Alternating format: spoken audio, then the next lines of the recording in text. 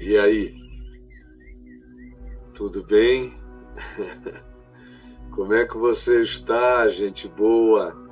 Em qualquer lugar do mundo, em qualquer lugar da terra, você está bem? Eu estou aqui com meu coração cada dia mais cheio de alegria. Se eu continuar ficando feliz assim, cada vez que eu tenho a chance de pregar o Evangelho, vai chegar uma hora que eu não vou mais conseguir pregar o Evangelho. De tanta alegria, vou acabar explodindo de felicidade, literalmente, porque o meu coração sente prazer, você entendeu? Dá para você me compreender? Meu coração sente prazer, muito prazer. Eu creio em cada coisa que o Evangelho diz. Eu creio em cada manifestação do Espírito de Cristo, que ele expressou de maneira histórica em Jesus, porque Jesus é o Cristo eterno se fazendo história diante de nós, para que a gente o entenda, o perceba, o discirna, para que a gente conheça seus caminhos e para que a gente ande neles e para que a gente se aproprie do benefício que vem dessa compreensão, que vem dessa consciência, que vem da fé e que vem para nós, vem para mim, vem para você. E eu dou o testemunho de que nesses 48 anos em que eu conheço essa palavra da fé, para mim, ela só me tem feito todo bem. E não fosse o bem dessa palavra de Jesus, que é a palavra da vida, que é a lei da vida, que é o sentido de ser, que é a emulação para a gente atravessar a vida e a existência. Se não fosse esse conhecimento, eu teria sucumbido, murchado, desaparecido. Eu já não seria há muito, muito tempo. Você só me conhece por causa do Evangelho. Eu queria arranjar uma outra razão e te dizer, não, você me conhece também por causa dos meus interesses por psicologia, psicanálise, por ciência em geral, por filosofia. Não, mas não é. Essas coisas são apenas adereços. Na realidade, elas não chegam a ser exatamente joias. Na minha vida, elas são muito mais bijuterias. A pérola de grande valor é uma só. O tesouro é um só. O sentido, a fonte de água viva é uma só. O pão que eu como é um só. E eu não busco variações desse pão da vida em nenhum outro lugar. Aí você diz, Caio, mas não fica limitado demais? Oh, meu querido, minha querida, é claro que não. Eu estou falando de água da vida, não de um refrigerante de Deus. Eu estou falando de pão da vida, não de um Mac Jesus. Eu estou falando de significados eternos, de glória eterna. Não estou falando de um evento festivo. Eu estou falando daquilo que com dor, sem dor, com atropelamentos da existência ou em qualquer circunstância, você continua vivo por causa disso. E eu sei o significado do Evangelho na minha vida porque eu já passei por muitas e pesadas. E foi o Evangelho que me segurou. Mesmo quando o meu coração estava em estado de resistência ou de cansaço, como foi o caso na meia-idade, entre 98 e os 2, 3 anos seguintes, especialmente, cansaço, mesmo assim, sempre foi o Evangelho que me manteve em pé. E pela misericórdia de Deus, apesar de todos os trituramentos que eu recebi por razões diversas, alguns desses trituramentos vieram da vida, a maior parte dele, dos pensamentos, pulsões, intenções, doenças, idiosincrasias de outros. Mas eu tive a minha parcela de evocação de dores pessoais que quase me arrebentaram. Todavia, apesar disso tudo, foi o Evangelho que sempre me salvou. Sempre. Eu não tenho nenhum outro salvador secundário em razão do qual eu possa dizer: valeu, fulano, brigadão, legal. Não fosse te ter lido naquela ocasião, eu teria morrido. Tua filosofia me animou um pouquinho mais, tua psicologia me deu um pouco mais de esperança. Eu não tenho essa confissão a fazer nem em relação aos autores que eu mais amo.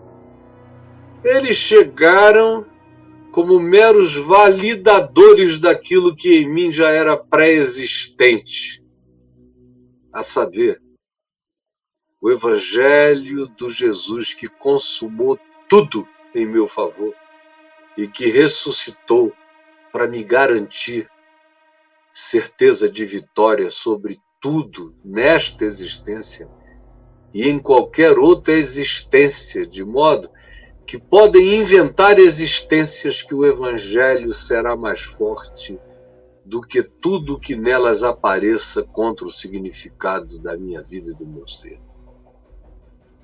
E o que é benefício e boa nova, e eu estou transmitindo essa boa nova, que é minha boa nova, foi boa nova para mim, tem sido boa nova para mim, será boa nova para mim sempre. E à medida em que os anos passam e eu vou envelhecendo, continuo lendo, pesquisando, estudando para todos os lados, encontro alegria enorme nos saberes, nas ciências, nas filosofias, na intenção humana de pensar. Me alegro com todas as buscas. Mesmo que não concorde com elas, eu me alegro em ver a intenção da busca. Porque no fim de tudo a intenção é encontrar aquilo que no Evangelho de graça a gente recebe, a gente acolhe, se o coração não for orgulhoso. É por isso que Jesus disse que tudo isso que tem a ver com a palavra do reino de Deus, que não é a palavra de um coach, é a palavra da vida. Não é momentâneo, não é uma invenção que um ensina uma, outro ensina outra. Não, se for de Jesus, é uma palavra só. E o resultado dela é poderosamente concreto. E não pode haver nada mais importante nesta existência do que você ter esperança para viver. Esperança. Você que está com profunda depressão, sabe o significado da morte da esperança, da ausência de esperança. Ninguém consegue viver sem essa esperança. E de onde é que você acha que vem a esperança maior? De você ir para um curso onde te mandam repetir não sei quantas vezes, tentar programar o seu cérebro e os seus neurônios para repetir coisas positivas. Você acha que é daí que vem a esperança quando alguém diz: fulana, Seu filhinho de 9 anos acabou de morrer. Você vai repetir o quê? 1000 vezes o quê para ter esperança, minha filha, meu filho? Agora, eu sei o que é isso. E você simplesmente olhar para os céus e dizer: lá está o meu tesouro, lá onde não há choro, aonde todos cantaremos juntos louvores ao Senhor. É lá que eu te encontro, meu filho. Bem-aventurado és tu que já entraste na glória, para a qual eu ainda estou caminhando, e sabe Deus quanto tempo na terra ainda caminharei.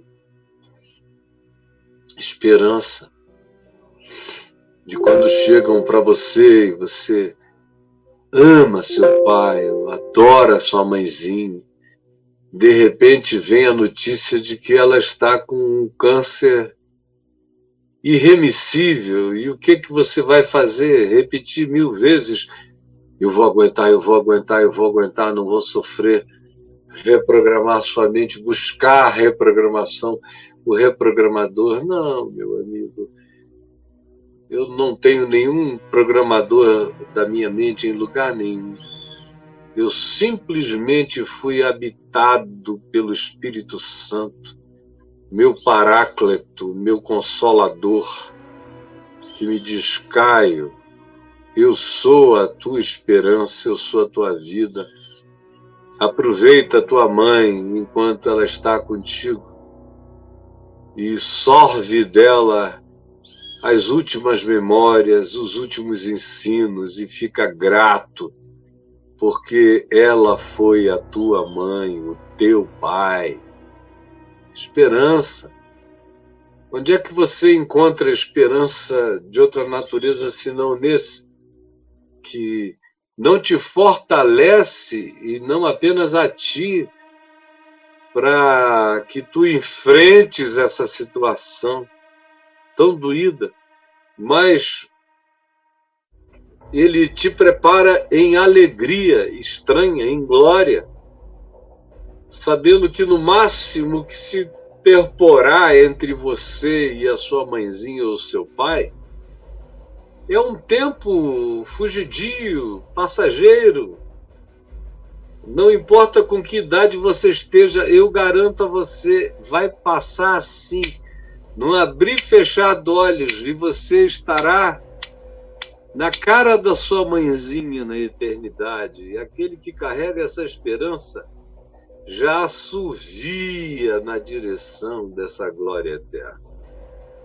Esperança. De onde é que você acha que isso vem? Quem é que pode soprar esperança duradoura em você? Você pode até receber uns treinamentozinhos para aprender a abordar gente, clientela, fazer de conta que você é poderoso, você é superior, você é o cara, você chegou, você é da hora, você é extraordinário, você está acima da mediocridade, você foi treinado para ter a postura, para ter o modo, para chegar, para declarar, para entrar de ombro, para dizer, tudo programado. Mas, meu amigo, aí se diz que a tua mulher foi embora com o teu melhor amigo, e aí? E aí? E aí eu sou procurado, porque todo treinamento não ajudou, não foi o bastante para encarar a raiz, o espigão dessa dor. Dessa dor.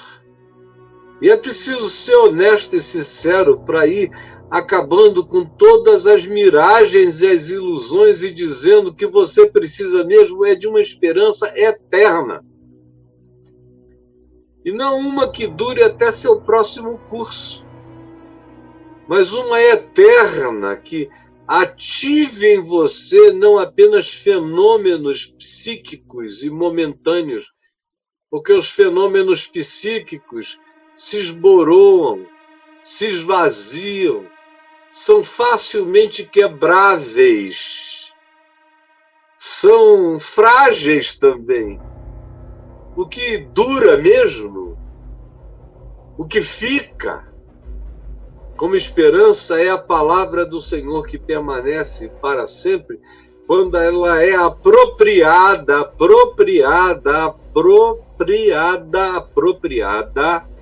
pela fé. A fé é como uma mão que toma posse, que pega, entendeu? Eu pego o evangelho pela fé.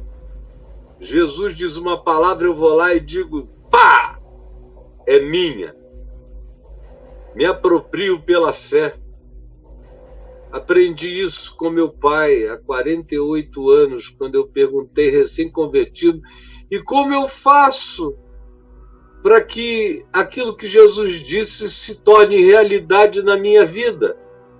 E meu pai, com a sua inteligência absurdamente prática, me disse, abra a sua mão, pegue esse pão. E eu peguei. E ele disse, é assim que a gente pega pela fé, assim como a gente acaba de pegar um pão, como a gente pega um objeto. Pegue pela fé, meu filho, tome posse.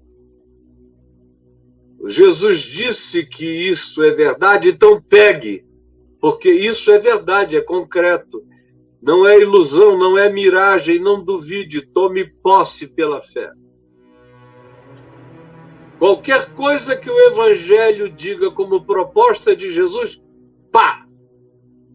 Tome posse pela fé. Jesus disse que é possível perdoar até 70 vezes 7. Pá! Eu não pergunto como, eu só tomo posse pela fé.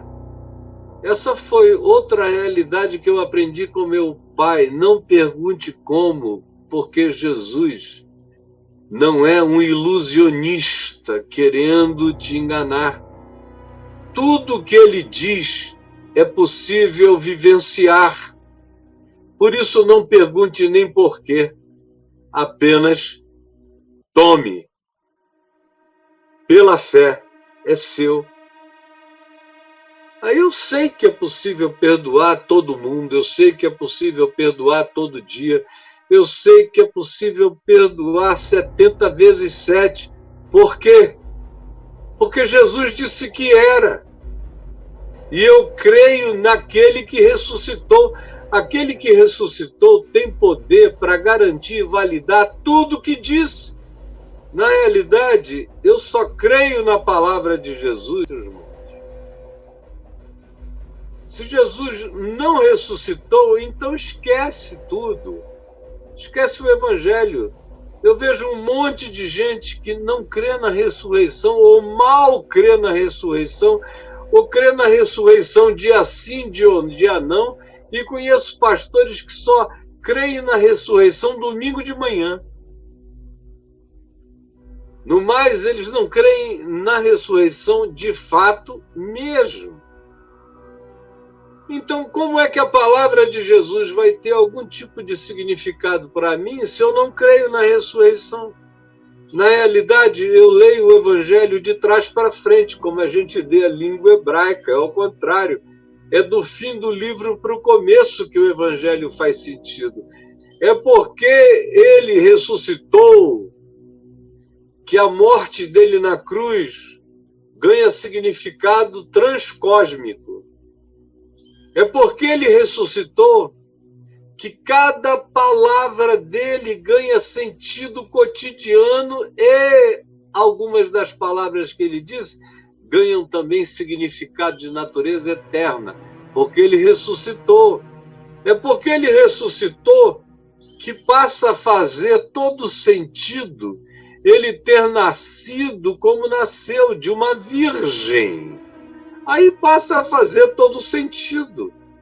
Jesus só faz sentido a partir da ressurreição.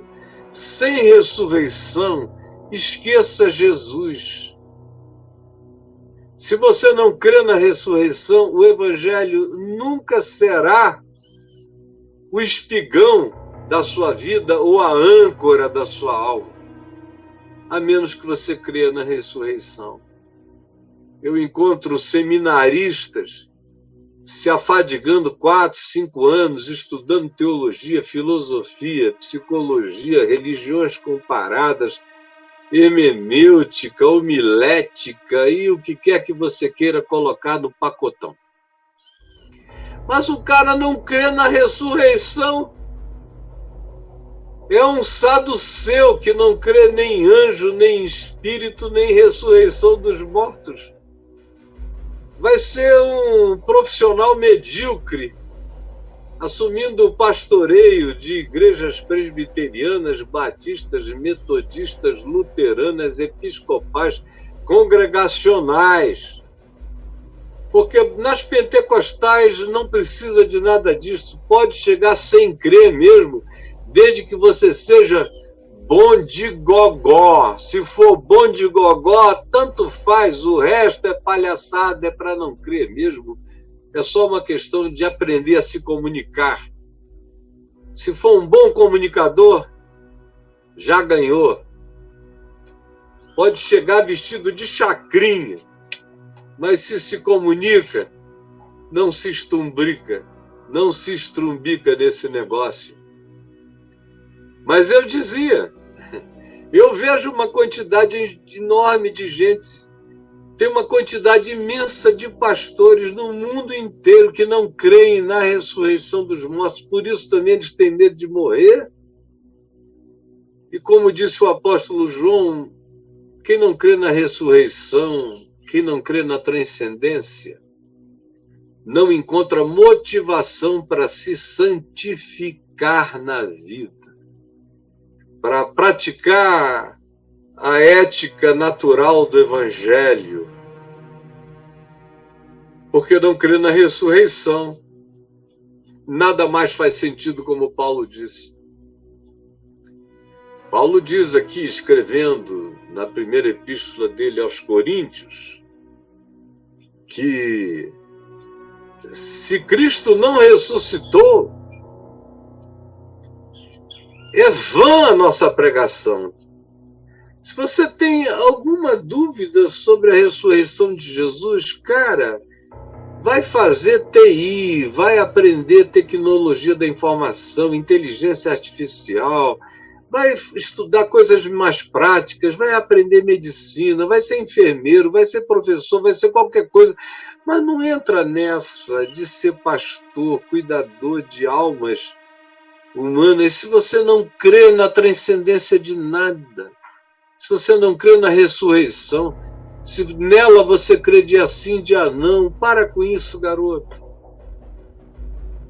Fica fingindo que está consolando pessoas, você não crê na consolação final? Não crê na ressurreição, é vã sua pregação. Paulo disse. É vã sua fé, Paulo disse. E nós estamos dizendo que Deus ressuscitou dos mortos alguém que ele não ressuscitou. Estamos atribuindo mentira aos céus, inventando historinha da caronchinha. Para com essa mentira se você não crê que Jesus ressuscitou de entre os mortos. Para de querer ser ortodoxo, meu filho. Você fica querendo ser ortodoxo, você não crê na ressurreição dos mortos. Você não crê na ressurreição dos mortos, você não crê na eficácia da cruz, cobrindo meretrizes, pecadores, ladrões ao lado de Jesus e o mundo inteiro. Porque você não crê na ressurreição, você só acredita em determinadas recuperações e redenções que alguma psicologia ou comportamentalismo possam propiciar, mas você não crê no milagre da ressurreição. Porque você perdeu a fé na ressurreição, é que você anda dizendo que bandido bom é bandido morto, porque você não crê mais em transformação, em regeneração, em conversão. Só crê nisso, em novo nascimento, regeneração, transformação, quem crê na ressurreição. Quem não crê na ressurreição e fica brincando de ser cristão, de ser de Jesus, é patético. Você acaba se tornando um ente patético.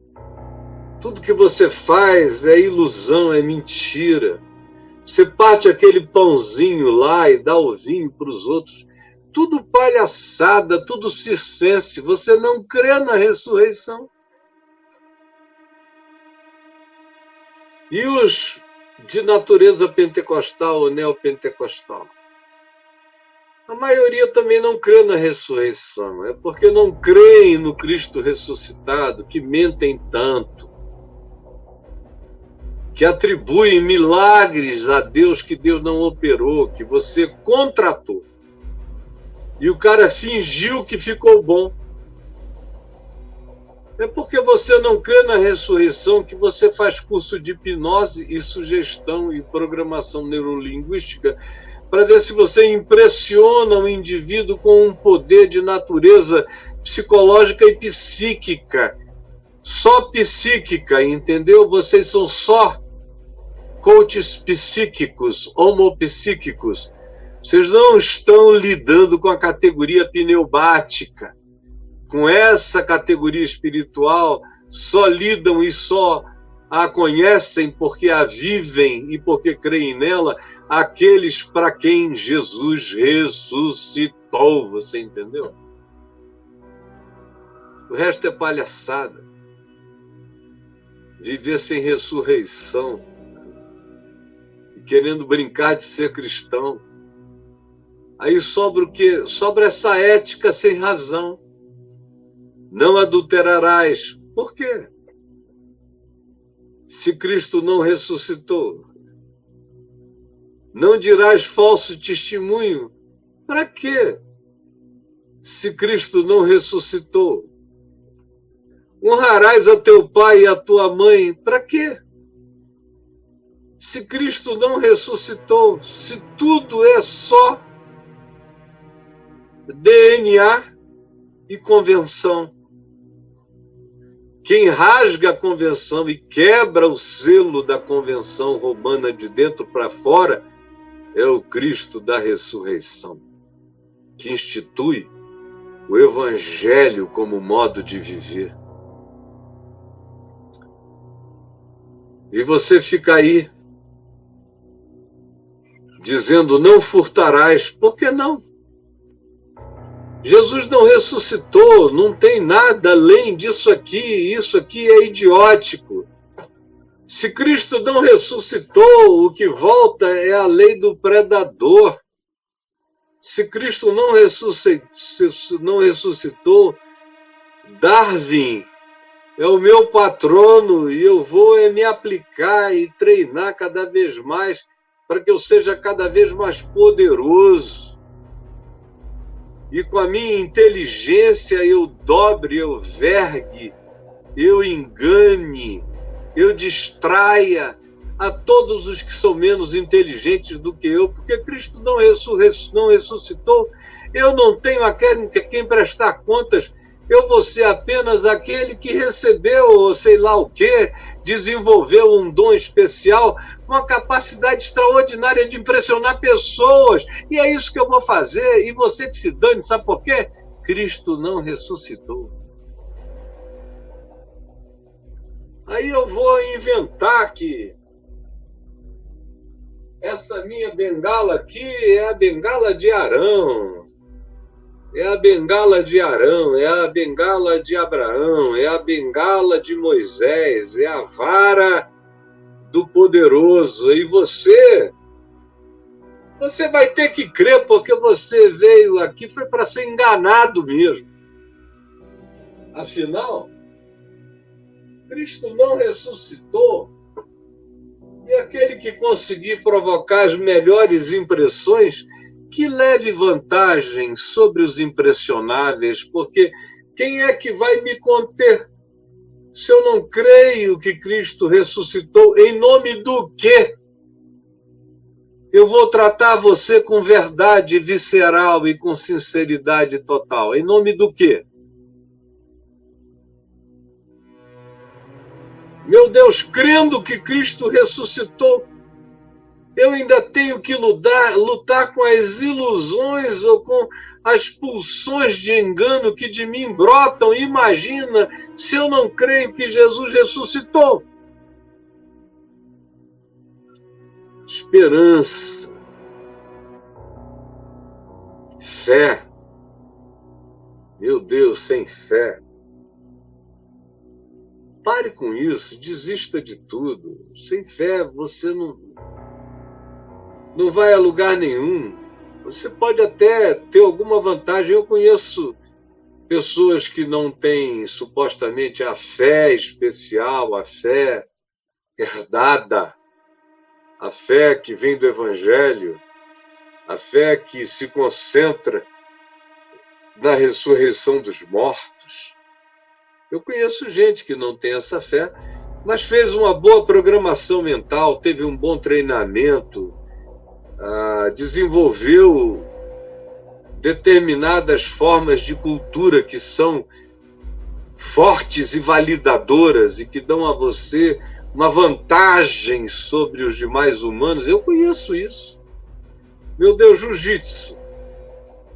Quando eu comecei a fazer jiu-jitsu na adolescência, eu fiquei me sentindo poderoso, porque eu sabia que com 15 anos de idade eu incestava, quebrava braço, perna da maioria dos homens adultos e fortes que eu conhecia. Era uma arma poderosa, dava uma coragem enorme. Sabia? Até hoje, velho,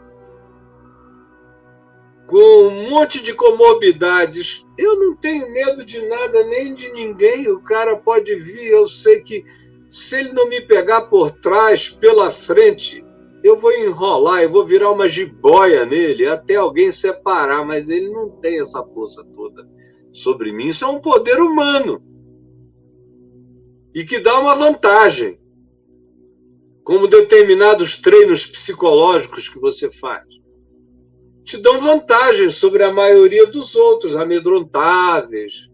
Você chega já com o discurso da supremacia psíquica. Isso te dá uma vantagem enorme, mas isso tem seus limites, não é? Tem os seus limites, tem limites. É como ter bom ânimo, que Jesus mandou ter.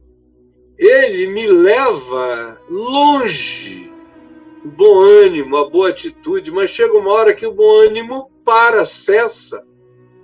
Não dá para ter bom ânimo diante da tumba de Lázaro, podre há 4 dias, cheirando mal. Você vai ter o que? Bom ânimo? Vai dizer, Marta, Maria, tenhamos bom ânimo. Nunca ninguém ressuscitou depois de morto há 4 dias, mas tenhamos bom ânimo. Quem sabe ele, Lázaro, será a exceção. O bom ânimo tem uma longa jornada de bondades a realizar em nosso favor, mas tem seu limite. O que não tem limite é a fé. A fé passa o bom ânimo. Em toda fé há bom ânimo, mas em nem todo bom ânimo há fé.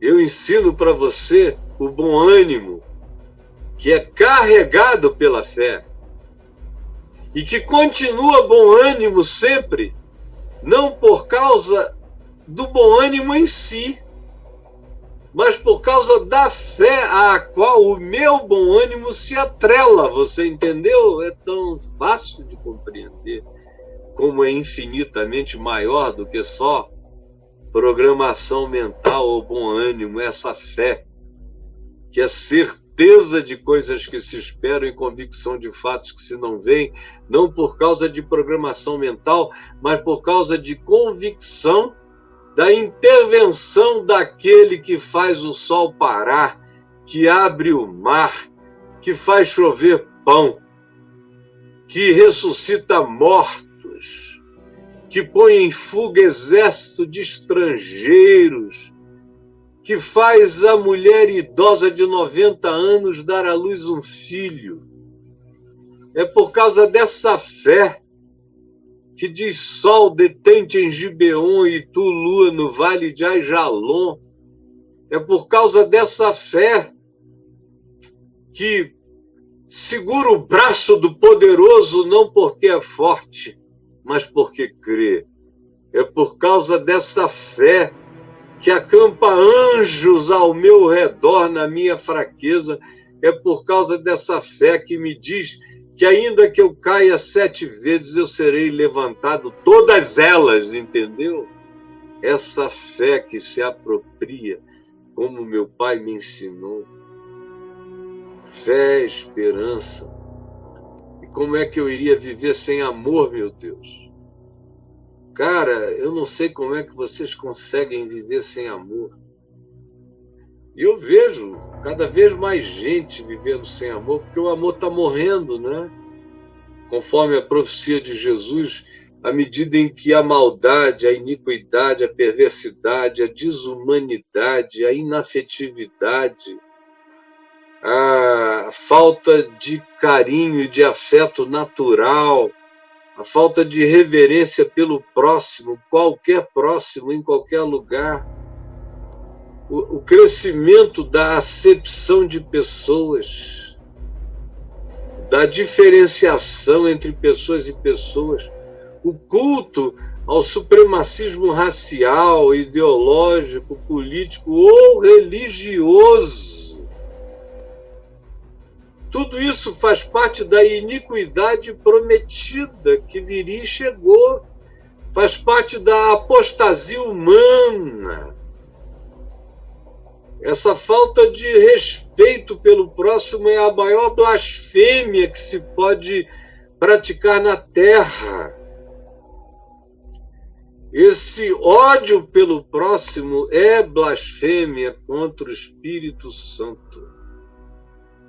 Esse ódio com o qual você odeia os humanos, visceralmente, é blasfêmia contra o Espírito Santo.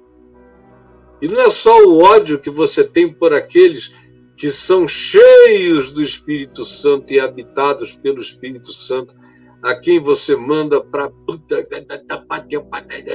o inferno até. Não é só isso que faz você blasfemar contra o Espírito que santifica uma quantidade enorme de gente santa de Deus vivendo pela terra, cheias de amor. Quando você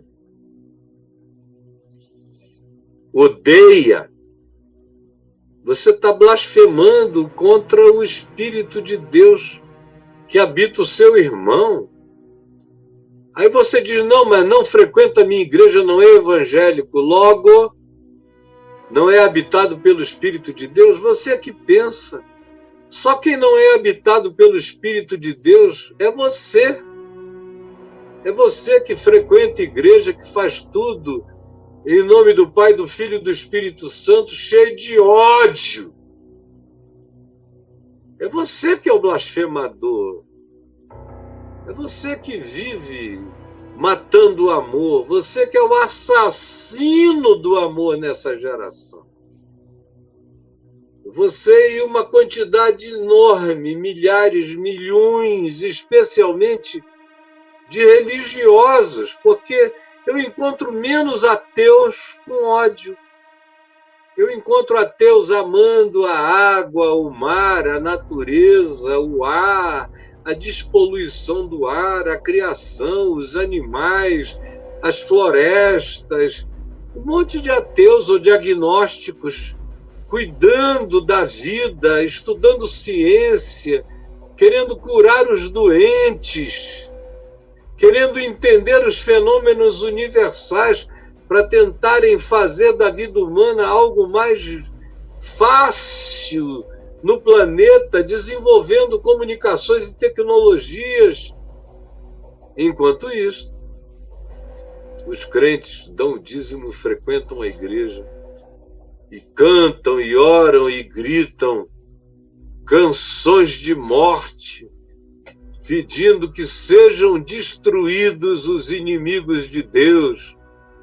E eles receberiam a destruição dos supostos inimigos de Deus, que são apenas inimigos deles próprios, os crentes cheios de ódio.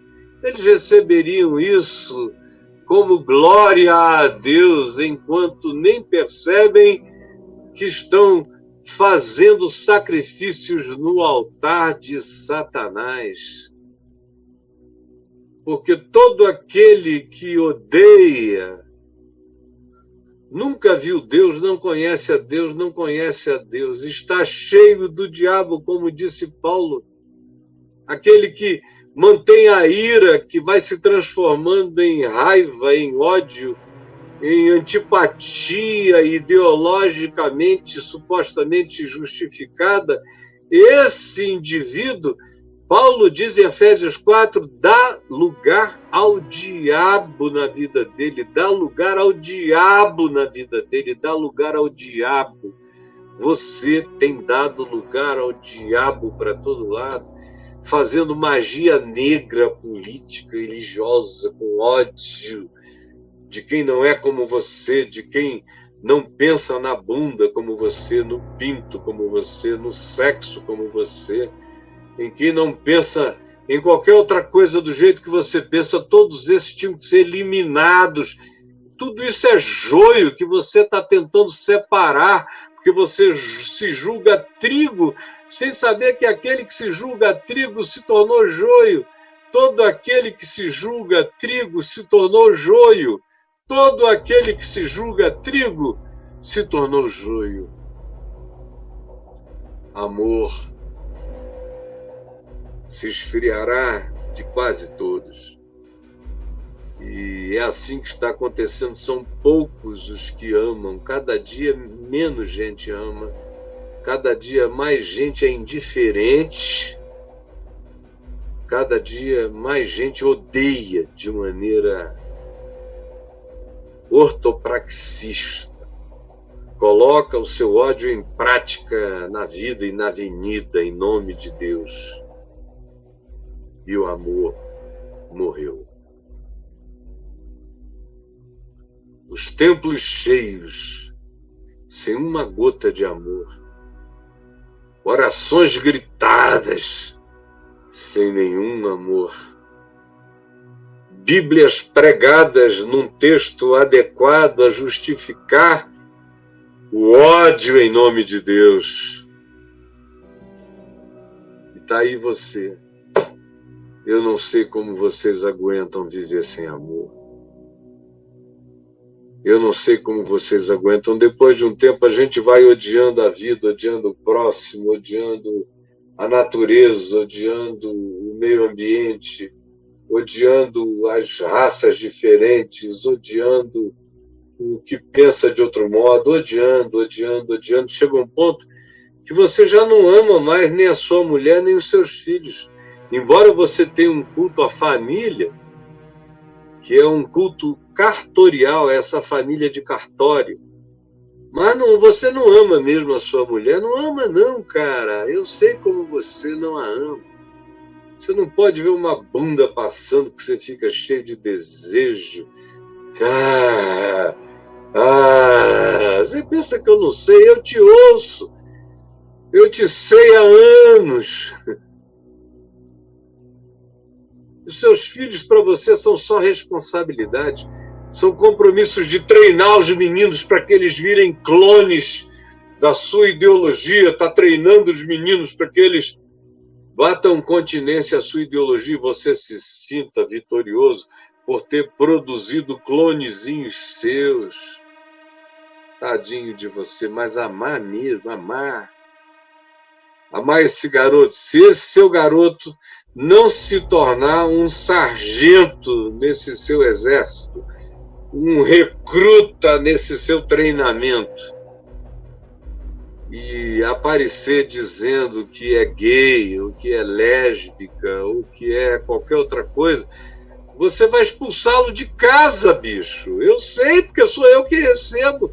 E eu sei o nome dos pais pastores que fazem isso todo dia. Agora, nesse instante, tem um menino, por causa de opção sexual, sendo expulso de casa nesse segundo no Brasil. No próximo minuto haverá outro, e outro, e outro, e outro, todo dia, centenas. Porque você diz o quê?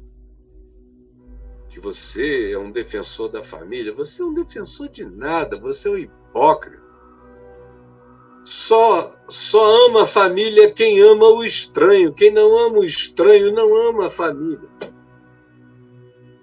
Não ama. Porque se eu não sou fiel amando os necessitados desse mundo, eu vou ser o quê? Fiel ao amor, amando os da minha casa, que eu acho que tem obrigação de serem como eu digo e obedecerem o que eu mando. Esses aí é que vão se tornando apenas soldados das minhas obstinações, mas não fruto do meu amor, objeto do meu cuidado. Eu sei a tua mentira. Há anos que eu conheço a tua mentira e eu só vejo ela aumentando, cada um de vocês se tornando mais mentirosos, se tornando, como disse o Scott Peck, the people of the lie, o povo da mentira cada vez mais e o amor morrendo. Aí você viu aí um texto que o Paulo Braulio botou, já até cansou, coitado, de deixar o texto no ar, porque eu não li até agora. O Braulio deve ter pensado que eu não vou ler mais. E aí retirou até o texto do ar. E como eu estou sozinho aqui com você, e aí o Braulio voltou. E vai botar o texto lá. Eu vou ler agora, em Lucas 12. Mas, Caio, estava a data, não era o texto. Agora vai entrar o texto. Agora vai entrar o texto, olha só o que eu vou ler.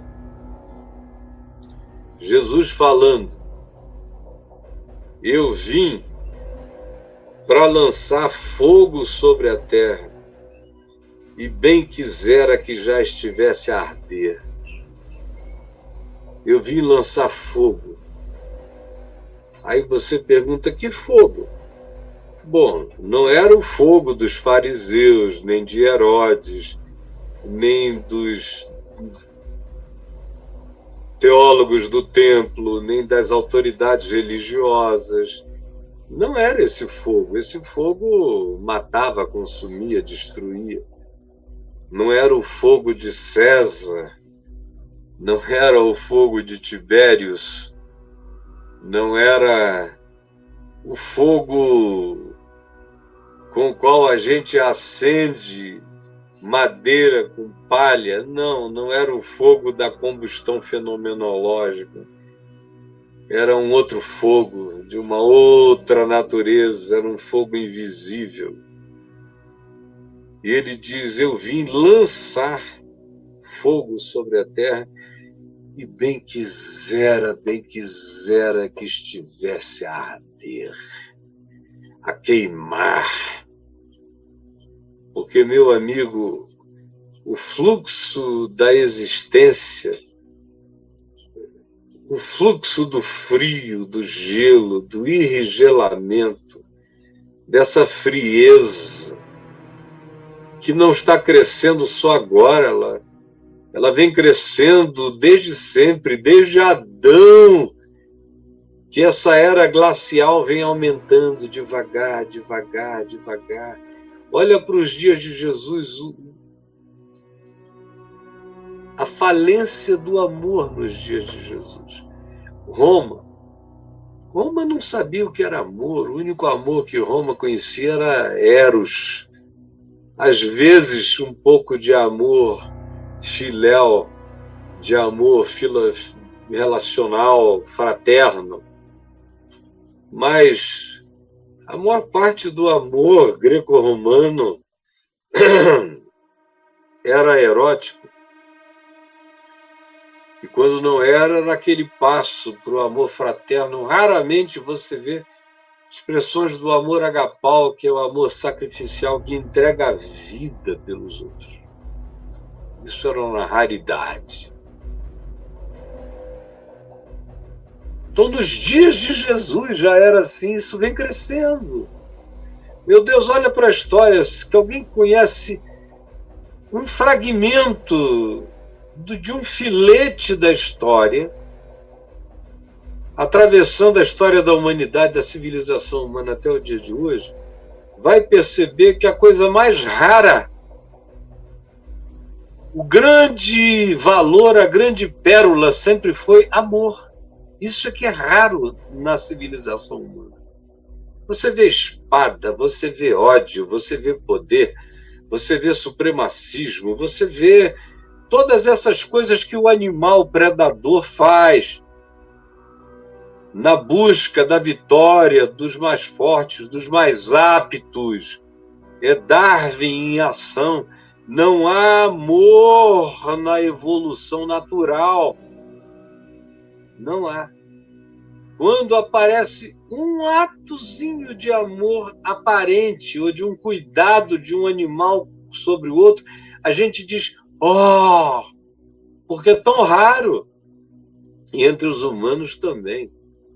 A gente chama as pessoas de santas, de tão raras que elas são quando amam. Então, quando Jesus diz, eu quisera que esse fogo já estivesse a arder, a gente tem que perguntar, que natureza de fogo é essa? E arder aonde? Onde é que Jesus já quis arder qualquer coisa que não fosse no coração? Me responda. Onde é que Jesus já quis fazer arder qualquer coisa que não fosse no coração? Me diga, me dê como vocês gostam tanto, um texto bíblico, Jesus fazendo um incêndio. Todos os incêndios de Jesus foram provocados pelas chamas do amor. Até quando ele entra no templo em Jerusalém, transtorna tudo, é um transtorno motivado pelo fogo do amor.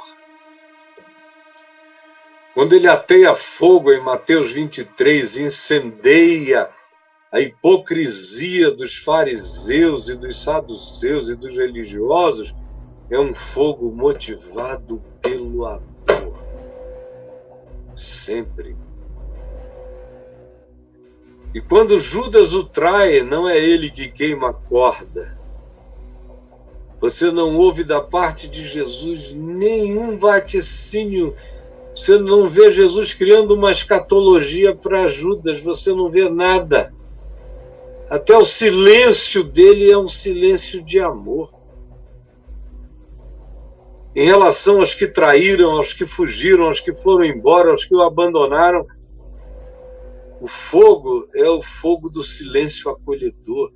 Você vê ele fazer acender um braseiro e reunir em volta deles que estavam com a consciência incendiada de culpa. E qual é o tema em volta do braseiro? O tema é amor. É amor, é amor. É cuidado. Cuida bem das minhas ovelhinhas, Pedro. Enfim, é sempre amor. Aí, quando ele vai aos céus e ele derrama o seu amor sobre os homens, como é que esse amor chega? Como línguas de fogo incendiando o coração. É amor. E os homens ficam tão tomados de amor que se embriagam falando em outras línguas, segundo o Espírito lhes concedia que falassem. Que fogo era esse? Esse fogo era amor, meu irmão. Era amor. O que é que ele incendiou no coração de Paulo?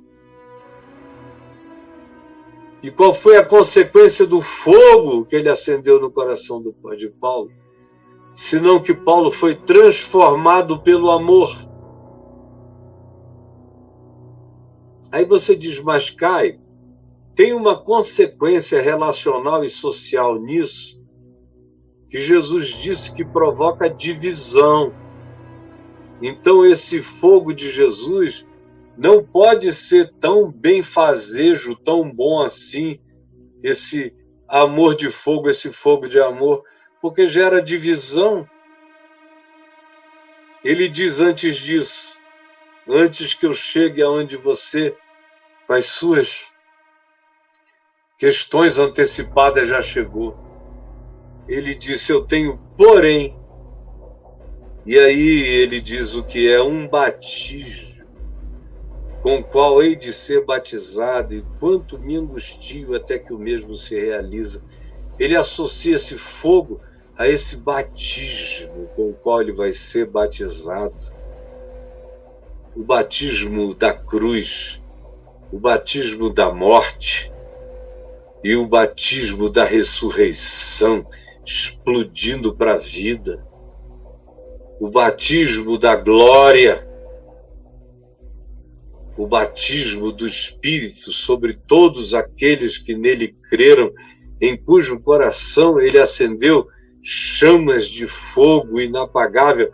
É uma linguagem tão forte essa, que Paulo diz a Timóteo, reaviva, reacende o dom que há em ti, reacende, porque isso está associado a essa chama, a esse fogo que Jesus veio para fazer arder no coração da gente, que não pode se apagar, esse batismo incandescente, chamejante e eterno, essa sarça ardente plantada no coração.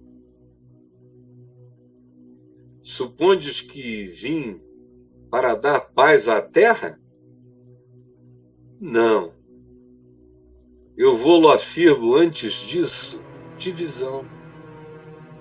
Porque esse menino, disse Simão, é motivo de contradição. Está dito desde o início que o nascimento dele dividiria. Dividiria quem ama amar e quem não ama amar e ama odiar. Dividiria.